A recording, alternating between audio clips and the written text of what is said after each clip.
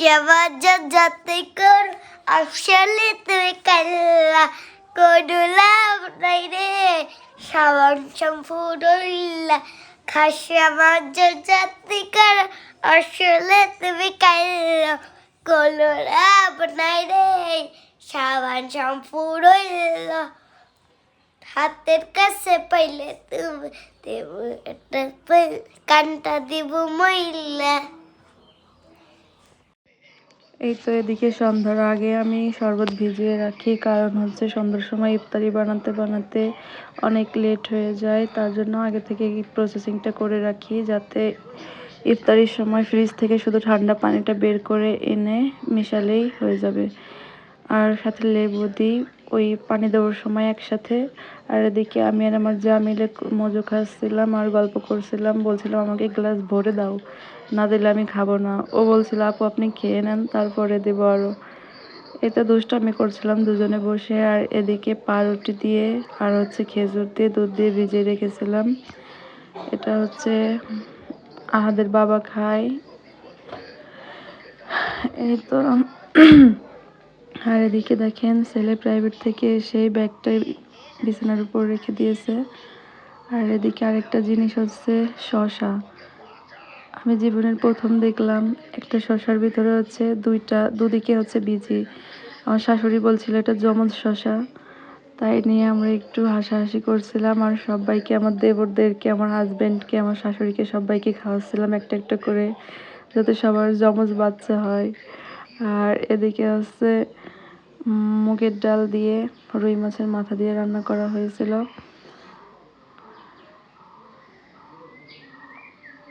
সবাই একটু একটু করে খাবো।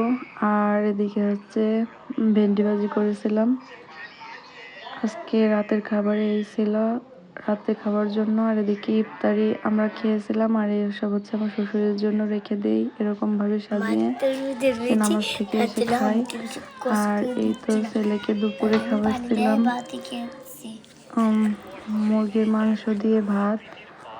সে খাচ্ছে আর বলছে আম্মু আমি তো রোজা নেই, তা আজকে আমি পানি দিয়ে ভাতই খাবো। আর বলছিল যে আম্মু আমি যে কয়বার খাবো সেই কয়টা রোজা কি আমার হবে? হয়তো কেউ তাকে বলেছে, তার জন্য সে আমাকে প্রশ্নটা করেছে।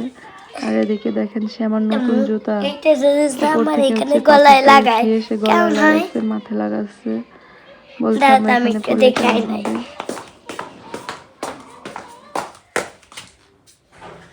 সুন্দর। এটা এখানে লাগালে কি এখানে কোমর বন্ধনী। এই আব্দুল্লাহ ভাত খাবে না তুমি? না তাড়াতাড়ি এসো, ভাত খেয়ে প্রাইভেটে যেতে হবে। বন্ধনী চশমা চশমা চশমা কোমর বন্ধনী।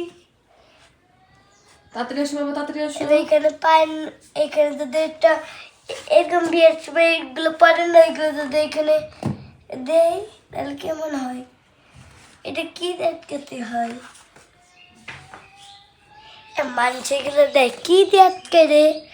চলে ভাই, আমার আপু বিদেশ থেকে এনেছে, আমি এটা ব্যবহার করি। এটা 2 সেকেন্ডে পরিষ্কার হয়ে যায়। শুনেন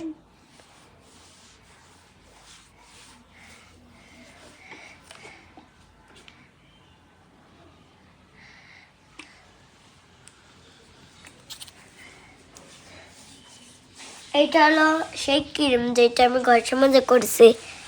এটা হলো অলিভ অয়েল তেল।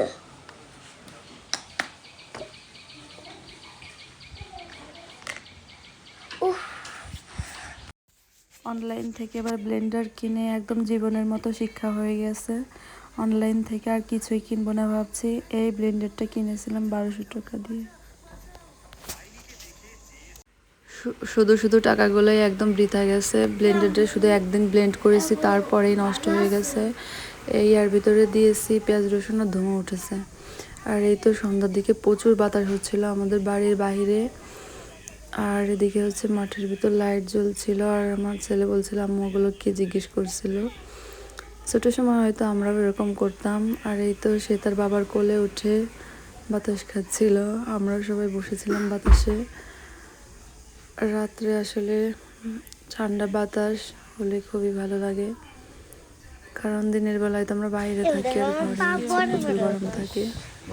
প্রচুর বাতাস বাইরে। এই তো মানে রাত হয়ে গেছে অনেক। আমরা সবাই বাইরে বসে গল্প করছিলাম, আমার দেবর, আমার হাজবেন্ড, খালা শাশুড়ি, তারপর হচ্ছে মামা শাশুড়ির মেয়ে, আমরা সবাই বসে গল্প করছিলাম আর রাতে আকাশে তারা দেখছিলাম।